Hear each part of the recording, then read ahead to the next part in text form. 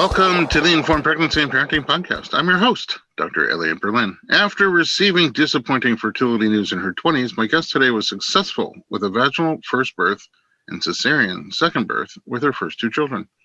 She recently gave birth to her third baby. She was hoping for a vaginal birth after cesarean, and last time we saw her, she was getting pretty close to it. Let's find out how it went. Anna Prager, welcome to the podcast. Thank you. Great to be back. You know, chiropractors always say we're glad to see her back. Thank you very much. I'll be here all night. All right. So last time I saw you getting pretty close and you had everything already. You already had the vaginal birth. You already had the cesarean birth. And now you were going for the trifecta vaginal birth after cesarean. How was the end of your pregnancy? Good. The end of my pregnancy was, I would say, pretty uneventful. I, had developed classic fatigue and aches and pains, but I was feeling pretty good. And around 38 weeks or so, I went in for a weekly checkup, and my doctor noticed that my fluid level was getting a bit low. And so when that happened, I started going in daily for her to monitor it because she was concerned that if it went too low, it could jeopardize my chances of being able to have a VBAC. Mm-hmm.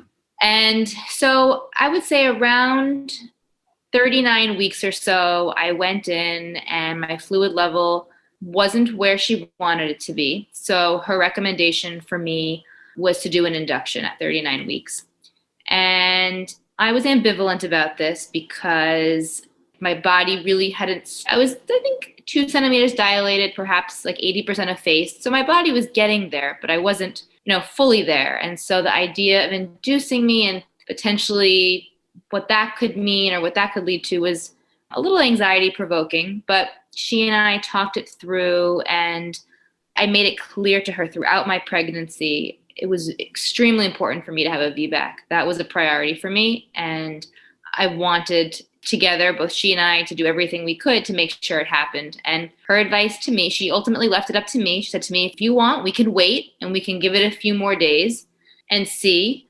But her recommendation was that if I really wanted to have a VBAC, if that was my priority, in that moment, everything was looking good. And she advised that the chances of having a successful outcome was to do an induction then.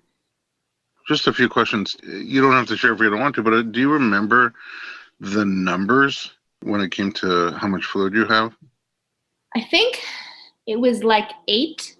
8 was when she was a little bit concerned. And then I spent a day and a half chugging water and I got it up to 10. Ooh. So then at 10, she was like, okay, you're out of the woods. Just keep doing what you're doing. We'll wait. And then a day or two later, I went back and it had gone down to 8. And so I know, I advocate for myself. So I did a lot of research and I understood that different practitioners would have a different opinion as to whether or not 8 is low, and low meaning problematic. But I've also learned in my experience working with different doctors, all doctors have different risk tolerances, right? Some are going to see the 8 and say, it's fine, we'll wait, we'll see, it'll be fine. And others are going to say, no, this is concerning. And I knew, based on the doctor I had chosen and knowing her style, I knew that if a VBAC was going to happen, all the check boxes had to be checked. And so I made the decision that for me, if I wanted that VBAC to happen, I was open to trying the induction, given, the information she presented to me. It's so interesting because you talk about risk tolerance, and it's true. It's risk tolerance and it's comfort zone. At the end of the day, we all work for you. So the most important things should be your comfort zone, but we're human too. And we also have consequences, if we do things and they don't go amazingly well. And so, the conversation sounds like you had a respectful conversation about it and you heard each other, and that she was respectful in terms of giving you the option, but letting you know you were getting out of her comfort zone. Exactly. And you were respectful and, not pushing her out of her comfort zone because you took the information that you had and made a calculated decision and felt like you can move forward.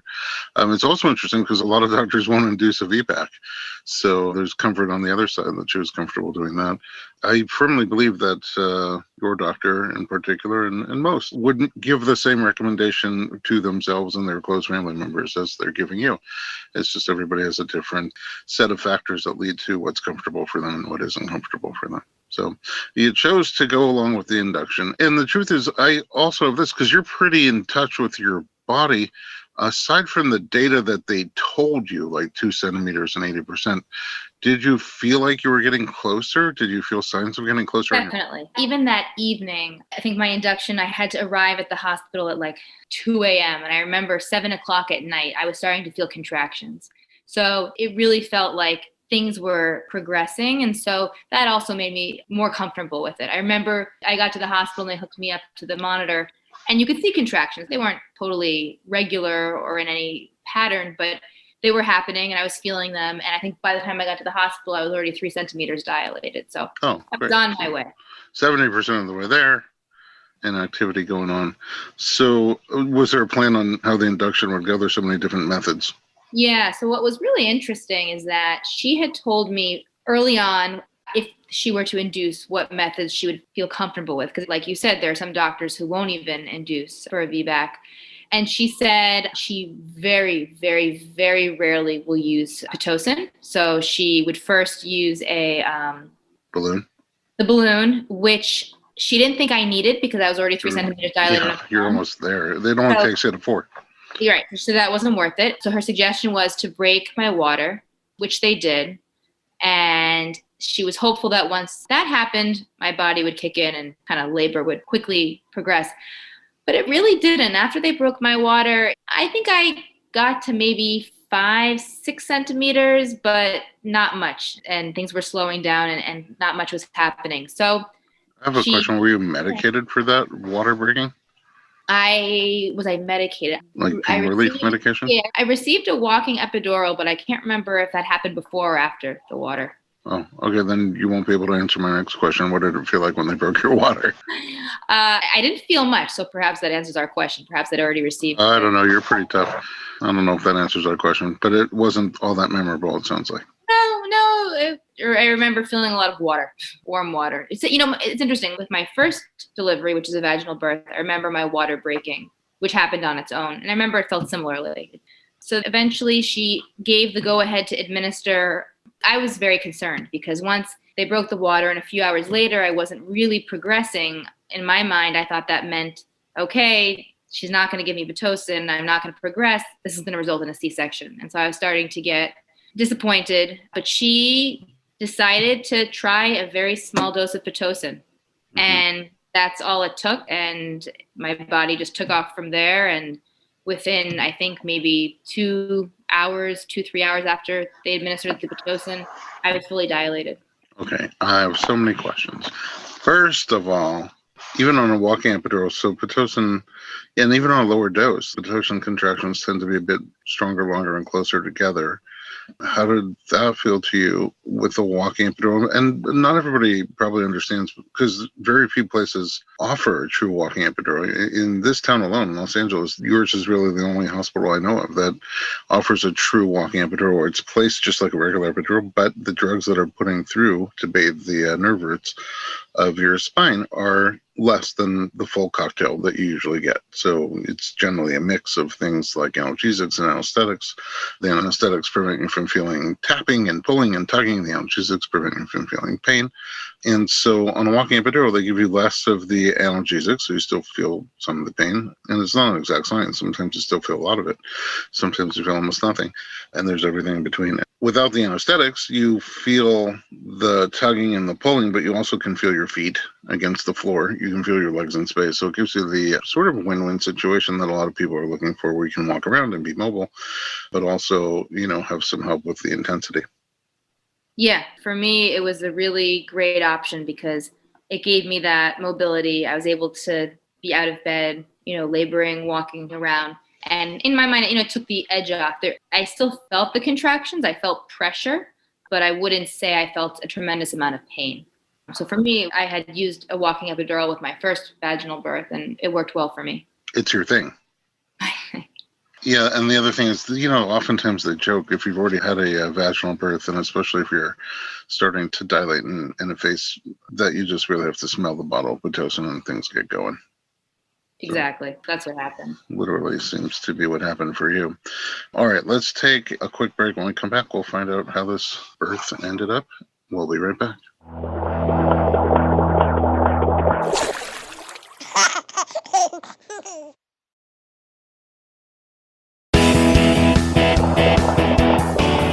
Welcome back to the Informed Pregnancy Podcast. We're talking to Anna Prager. Up until this point, she has had a vaginal birth. She has had a cesarean birth, and now she is in labor in our story with a hopeful vaginal birth after cesarean. You know, your story is always a bit of ups and downs, like expect the unexpected. I feel like even when the expected is like things are not going to go your way, as in the fertility story, boom, expect the unexpected. So at this point, you're 10 centimeters and you have a walking epidural. So do you feel the urge to push on your own? I didn't, which was part of the problem when I was ready to push. So they were able to lower the epidural, decrease it, and then that allowed me to feel the urge to push. So that was really helpful because I was trying to push, but it's hard to push if you don't feel that urge. It's like, what are you doing? And I can't imagine, but I do see a lot of women at birth say that, like, what do you mean? I thought I was pushing, or things like that. Right. So I don't know with a regular epidural if they have the ability to, I assume they can decrease it. They tone it down if they can, if you want to. So if they did that with me, and then I was able to feel a stronger sensation, which allowed me to, feel the sensation and feel the need to push. And from there, I think I started pushing around like 5:30, and he was born at 6 o'clock, like a half hour. Oh, that's great. Yeah, it was great. Was it intense for you? Was it relaxed for you? Very relaxed. The whole experience, when I look back on it, it's like a very nice memory for me. It's wonderful. Yeah. I don't think I had that with my first two births. And this time, I think I was just in the right mental space. I think I had prepared myself well, emotionally, physically.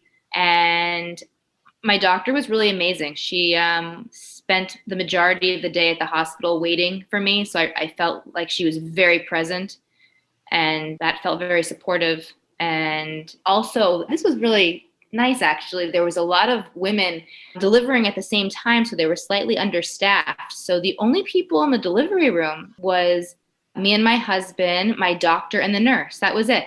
And I remember, when I had a C-section, I was in an OR with God knows how many people.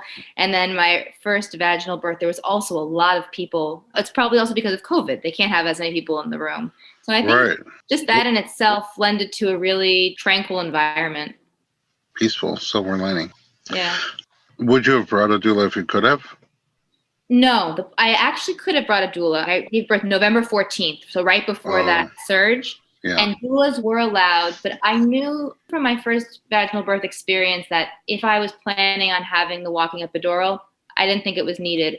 We did work with a doula for a few months prior to the birth, more so just talking about my birth plan and expectations. And I think my work with my doula that my husband and I did together was really helpful for both of us in terms of getting us into the right headspace and feeling like we were, as in control of the situation as we could be.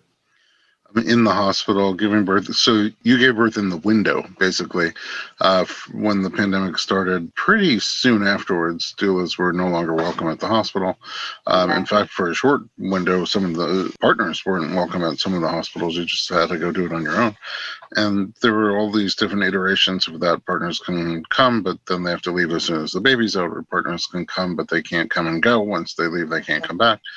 And then the numbers got good here in Southern California. We flattened the curve, and all of a sudden doulas were allowed back in again. But I guess right after you gave birth, I think after all the Thanksgiving gatherings and whatnot, our numbers spiked even higher than the first time, like 2 or 3 times higher than the original spike. And then, it's just you and your partner, and that's it.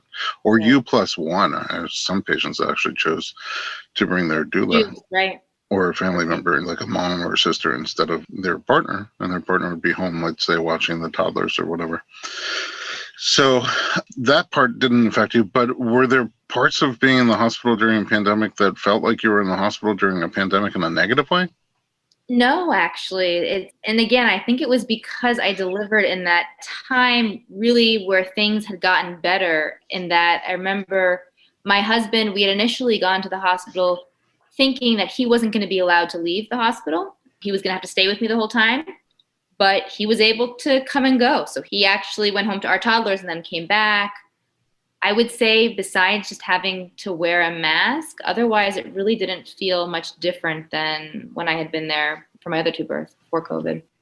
Because you had some doubts leading up to the end of your birth, like when your water was broken and not really progressing, and you start to feel disappointed. What was the feeling emotionally when it happened, when your baby actually came out?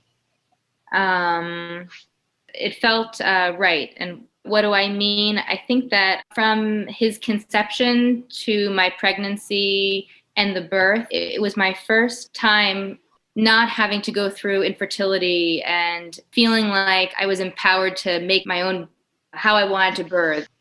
I really felt a very strong sense of connection to my son and to myself in the whole process, both from conceiving him to my pregnancy to his delivery. It was an experience and feelings I hadn't felt, I think, in my first two, just given all the different infertility struggles I had and birthing difficulties I had had. And this time, for it just to have gone this way, really felt special and very meaningful. And yeah, it's a deep sense of connection to myself and to my son. Is there in your mind, and of course there are other factors, but is there in your mind a difference in the recovery from your original vaginal birth to your C-section to your VBAC? Absolutely. This was by far my easiest recovery. I mean, I think I didn't need painkillers afterwards. I was very lucky and had no tearing. I think within 2 days, besides from the kind of afterbirth aches and pains you have, I had nothing notable. But obviously, it's a C-section surgery. So even though I was lucky with my C-section, I had a relatively easy recovery. It was still hard. And my first vaginal birth, I had some kind of tough internal tearing that also led to a really challenging recovery and a lot of discomfort. So this one, by far, was much, much easier. All right, we're going to take a quick break and find out, because you came home during a pandemic, now with a baby and two toddlers. And just when everything seemed perfect, things took a little turn. We'll be right back.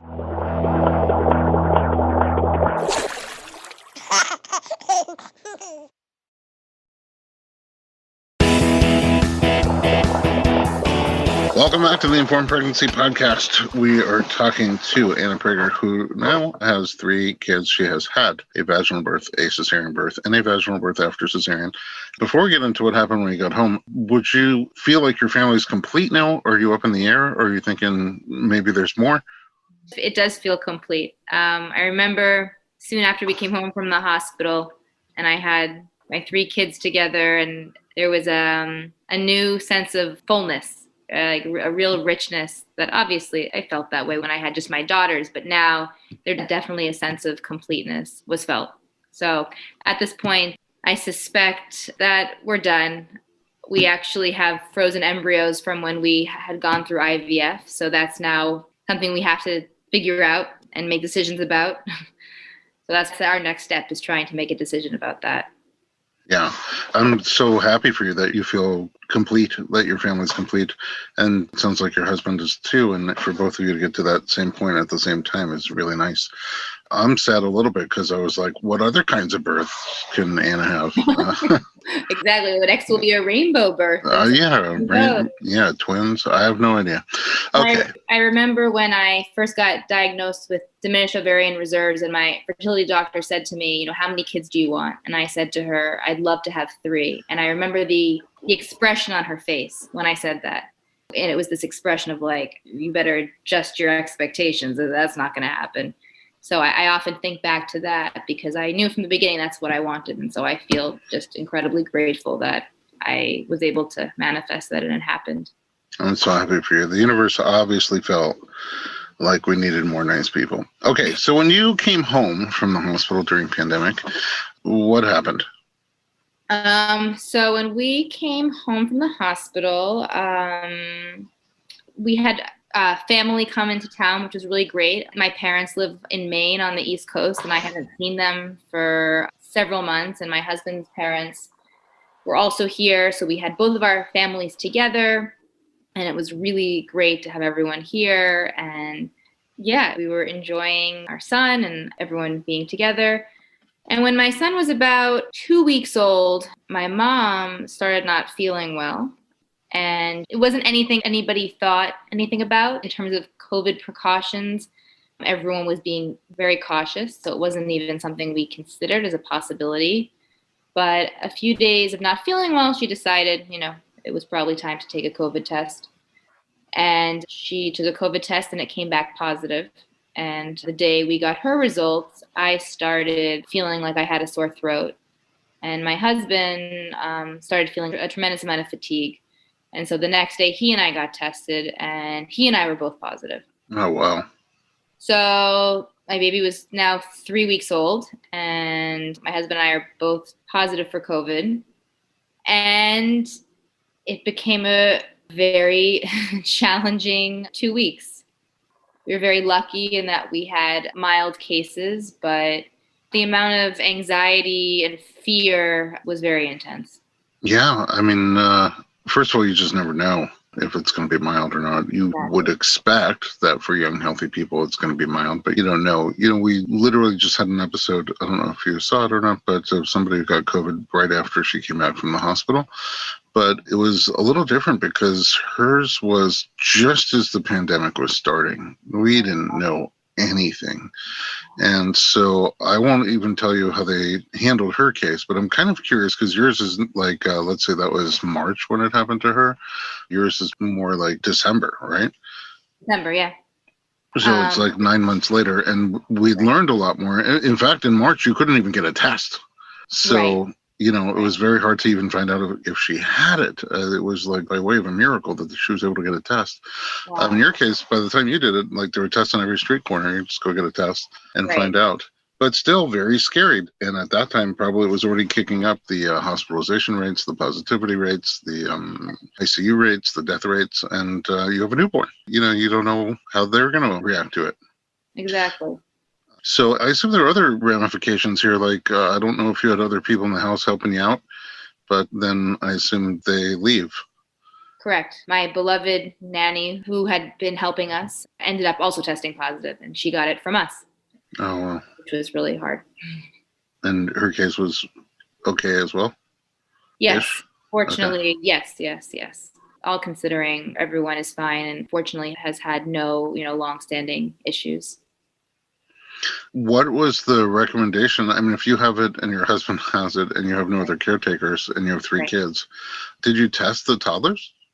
We did test the toddlers. We followed the guidelines of their preschool. So their preschool, they asked us to wait 5 days and have them tested because that would have been 5 days from their last exposure to my mom, who was quote unquote patient 0 within our family. Your pod. In our pod, exactly. And they tested positive as well. Oh, wow. Did they have symptoms? So my 5-year-old, before we got her positive test, one evening she had like 105 fever and she complained that her eyes hurt. And then she was like fine, not even 24 hours later. And then our 3-year-old, she was pretty much asymptomatic until it was actually really interesting. She got like a runny nose several days after she had her positive test, which was kind of interesting. So for them, really, it was like nothing. The baby, he had, and I truly am not exaggerating, he had like one afternoon, 2 hours of a little bit of sinus congestion, and that was it. We didn't test him. The pediatrician didn't think it was necessary. So we assumed that he probably had it as well. But it was interesting because I remember, we find out my husband and I are positive and I have these 2 toddlers here and the 3-week-old baby, and my husband is asthmatic. And at the time, we didn't really know. I don't think asthma is such a concern. I don't know if they consider it an underlying condition at this point, but then I think it was. So I'm trying to think about all these different people. And when I called the pediatrician's office, they really weren't alarmed or concerned. They said monitor the baby. But what they said to me is, you're breastfeeding, and we have research that shows that antibodies transmit through breast milk. So she basically said, make sure you continue to breastfeed him. And she also recommended giving my toddlers breast milk as well. And did you do that? Yeah. So I made them, hot chocolate with breast milk. I mean, why not breast milk for the whole family, for mom and everybody else? Exactly. I was basically feeding a family of 5. So. Wow. I did think that at some point early on, when we didn't know the vaccine was going to come this quickly, I was like, why not take all the lactating women who got exposed, and we could slowly give people antibodies that way. It seems like a movie plot that I'll start working on as soon as we're done recording this. So what happened to your mom? Was she living with you and then had to move out, or? No, she had come to Los Angeles to help, with the baby, and she was going to be here for a few weeks, and she had been staying at an Airbnb. Oh, So sure. she had her Airbnb and recovered, and actually she extended her stay by a month or two and just left recently. Oh, wow. But the thing is, we don't even know how she got it. We truly are one of those cases where we have absolutely no idea. I mean, it's not possible she got it traveling? No, not possible, because she'd already been in LA 3 weeks. And when she first came to LA, we had her quarantine and test before we even interacted with her. No kidding. Okay. This all happened after. And your in-laws were with you too? My in-laws were there, as was my dad, but they all went home before any of us got sick. Oh, so they never got it. They never got it. There was a few days in between when they had left and when my mom first started getting sick. So Did you guys lose your taste and smell? My husband lost smell. I lost taste. Oh, what a nice little pair. We were very lucky in that we both got it back. I think he got his smell back within 48 hours and I got taste back within 4 days. That's really quick. I've really seen people who lose it for a month. I know. I've read articles of people who've lost it for several months. Now I sort of wonder what people would rather lose, taste or smell, if they had to choose one. It wasn't so fun not having taste. I would want taste and give up smell for a week. I think that's probably what I would do too. I think. But we'll do a poll. We'll see. Because when I had COVID, I had every symptom under the sun except that one. Really? I never lost taste and smell. That's what's so crazy about this virus, right? Is just the way it impacts people in such different ways. Well, it was interesting because when I was in the hospital, they weren't feeding me anything. No food at all. Ice chips. I couldn't even have liquids. Ice chips only because I begged for them. They didn't even want me to have ice chips. IV fluids, but no food or drink. It was 3 or 4 days of no food and drink. And I kept asking them, how about some food or drink today? And they were like, we think you might end up on a ventilator, so we can't. And that's why they weren't giving me any food or drink. And the 4th day came around, I was like, if I was home and not feeling well and sick, I would nourish my body with vitamins and minerals and nutrients from food and drink. And she's like, I just want you to know you're the only one in this entire unit asking for food and drink. And it wasn't until after that I realized, okay, first of all, I'm going to make it because I want food and drink. Exactly. That was the thing for me with COVID. I had no appetite when I had it. I just couldn't even look at food. But then I remember I was talking to a girlfriend who got diagnosed with it, and I offered to drop off food. And I said, oh, actually, I forgot when I had COVID, I had no appetite. She said, oh, no, I have an appetite. So it's who knows? Who knows? Yeah, but then I realized later, because it was just coming out, that a lot of the people in the rooms around me had no smell or taste and didn't really care about food anyway. It's just different textures for them. Right. So I don't know. It's different for everybody. And like you said, in terms of the 5 of you and your mom, 6 of you, nobody has any long-term ramifications? Nothing. The one thing, my husband's had a physical and his liver enzymes were slightly elevated. And the doctor thought it's possible it could have been something from COVID, but nothing that's impacting us on a daily basis. Yeah, it's weird. The hospital here where you gave birth actually is opening a post-COVID center for long-term issues.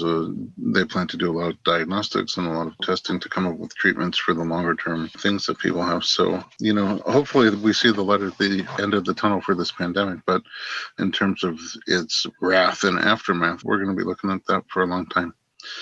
Absolutely. Well, for you, as always, I'm so grateful when you guys come and share your stories because people listen to them, they learn, and they relate. And, somebody will relate to your stories. And I love your story. And, the whole thing from day one, how many babies do you want to have? 3? And she's like, oh, let's try to squeak out 1, and now you got 3 and you're not sure what to do with the rest of them. And then all your different twists and turns and just how you generally just stay so positive and strong, and whatever hurdles pop up in front of you, you're like, I will have to jump over that, so I'm just going to jump over it. Very inspiring. So thank you for sharing that. And again, just super grateful to know you and work with you and be inspired by you, and grateful to the universe for taking care of you and together with me having your back. Thank you. Thank you for all of your support and all you do for pregnant women all over the world. Oh, thanks. And at home, thanks for listening to the Informed Pregnancy Podcast. Visit us online. We're overhauling our website, and who knows, you might actually find some pretty cool things in the coming weeks and months, including some awesome giveaways. We are informedpregnancy.com.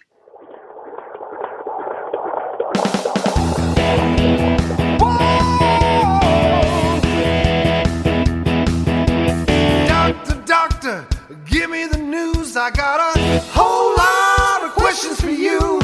This kid's gonna